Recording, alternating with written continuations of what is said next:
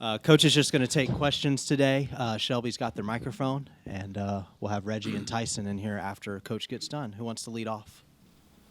Tyler? We'll go to Tyler here to Coach's left. With the tournament coming up, how excited are you to learn probably a lot more about your team than you have through the first 4 games against what should be stiffer level of competition? Yeah, we're looking forward to playing in this tournament. So obviously, very good tournament with a great field of teams from all over, and so it's a great opportunity to continue to improve and to grow and to test ourselves against really good competition. We'll get it to the middle and Steve. Coach, playing 3 games in 4 days and not knowing for sure who your opponent's going to be in the second 2 games, how do you kind of do your advanced scouting for that? Yeah, we, obviously when you play that second game, there's not a lot of preparation for it in terms of going through their stuff, and especially when you're playing in the afternoon that next day. So we'll do a walkthrough that night, Thursday night, after we played our first game against Tulane, depending upon who we're playing in the second game, and then we'll, probably do one in the morning the day of. We'll see. But it'll just be like in the hotel room, in a ballroom where we have the managers, tape up a court and we have a ball and we just kind of walk through the different things that they're going to run and try to prepare for them, watch, scout report and do some video of the team. Potentially the night before the game.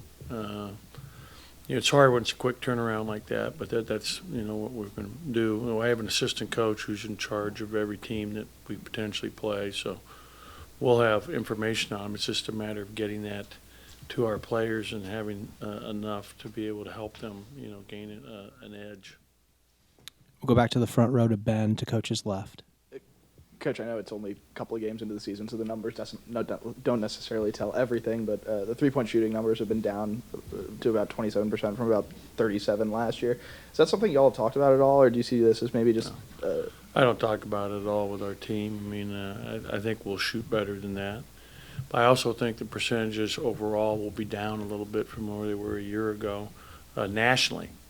Anytime you move the line back 18 inches, it makes a difference. And, like I said before, I wish they'd widen the court. I can't tell you how many times I'm watching film of games getting ready for the next game, and I'm seeing people step out of bounds constantly because there's so little room in those corners where you're trying to shoot from a lot of the time.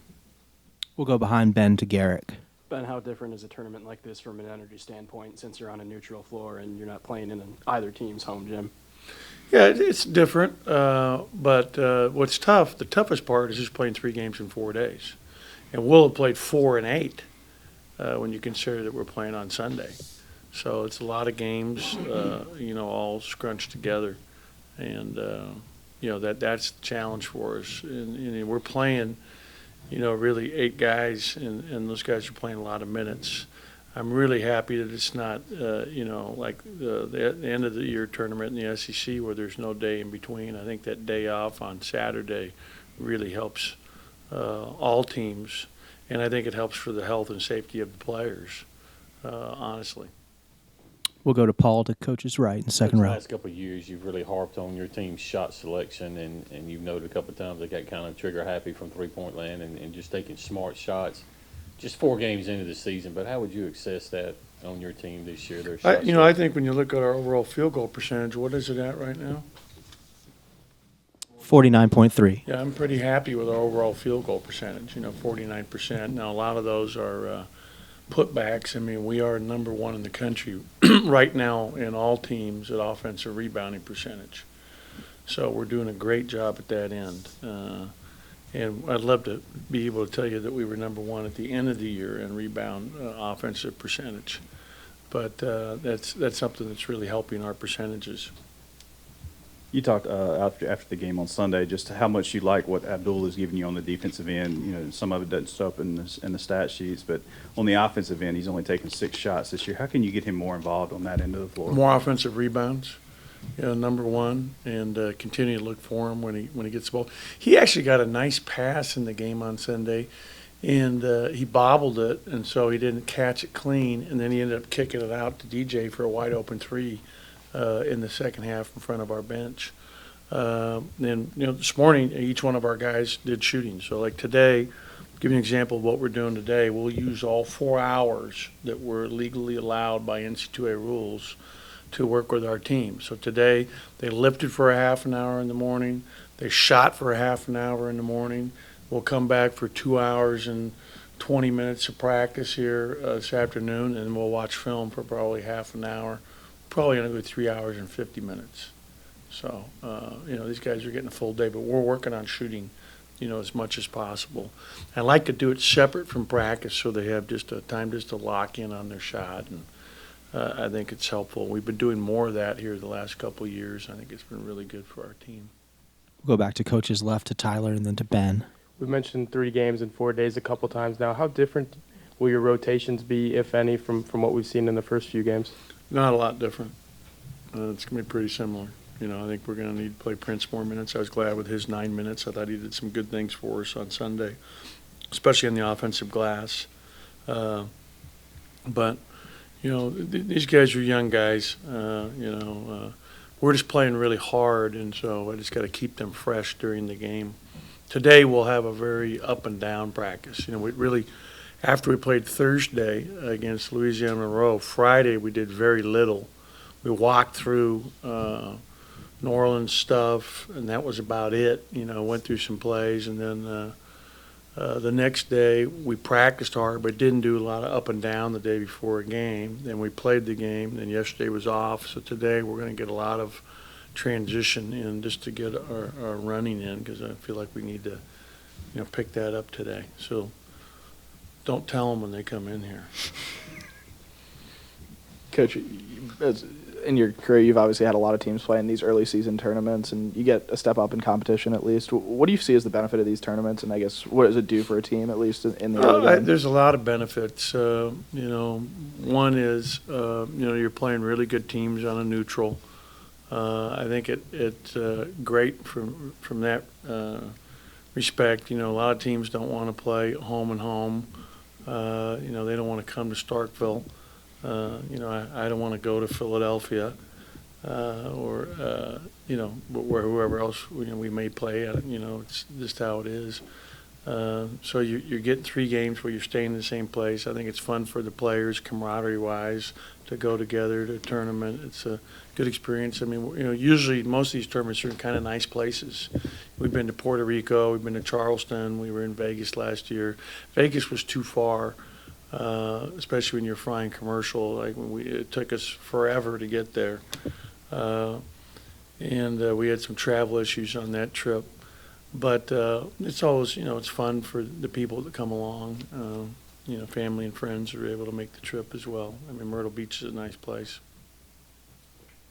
Ben, have you had a chance to scout Tulane at all and see what they're going to be able to bring? Yeah, what they're going to do is they're going to play all zone for 40 minutes. They've got a very talented group. Ron Hunter's done a great job throughout his career at IUPUI. He took that program from Division II to Division I, did a great job at Georgia State, went to the tournament the last 2 years at Georgia State. Really has, a nice system, but they run a matchup zone. We'll start out at 1-1-3, and they're matching up with you. They'll also run some 1-3-1 and some 3-2 zone. They'll press back to it, so you got to prepare for a press. He's gone out and recruited, so they have like 4 high major transfers they're starting now for him.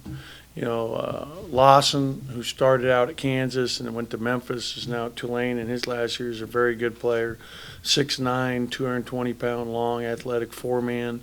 Walker, their little point guard who started out at Seton Hall and sat out last year, is a really good shooter. I mean, they really shoot the ball well from 3. This kid's 9 for 12 on the season from 3. Very, very good shooter. Hightower is a transfer from the University of Georgia. We played against him at Georgia, and he's a good player. I mean, he's a 6'5", long, athletic, can shoot it, bounce it, get to the rim. The kid Robinson, I think, number 11, transferred from Rhode Island, good player. They're older. And then they have this big kid inside, Chinese kid, who's one of the best players in all of China. And in his age group, is on their national team, 6'9", 6'10" kid, who's a sophomore there, is very skilled, knows how to play. So they've got a nice starting five that's very skilled, that all shoot the three. So it's a matchup situation when you look at that, and they're going to play extremely hard. It's in the cards. You guys play Villanova. How much of a enticing matchup would that be for your guys? based Yeah, I on wouldn't the look ahead to recognition? that. I mean, it's Villanova or Middle Tennessee. We've got to win, and so all I'm focused on right now is Tulane, the wave. Anything else for Coach before we let him go? We'll go ahead and get it to Joel in the second row to Coach's right. We've heard a couple of opposing coaches that you played against praise your defense, and statistically it's been very good defensively. Did you know coming into this year that this team would be as good as they've been defensively, and how much better do you think they can be, particularly with Nick's return on the horizon? Yeah, I think Nick will make our defense better. Obviously, he's our best perimeter defender, but I thought we'd be better because of our size. And I think DJ Stewart adds a lot defensively. I think Iverson's quickness and his length. Iverson's, I think he's 6'8" or 6'9" across, so he's long and athletic. The size of Reggie and Abdul down there, and they both have great feet. And Keyshawn's playing really good defensively for us. I thought Woodard had his best defensive game of the year, guarding number one in that last game, Rosser.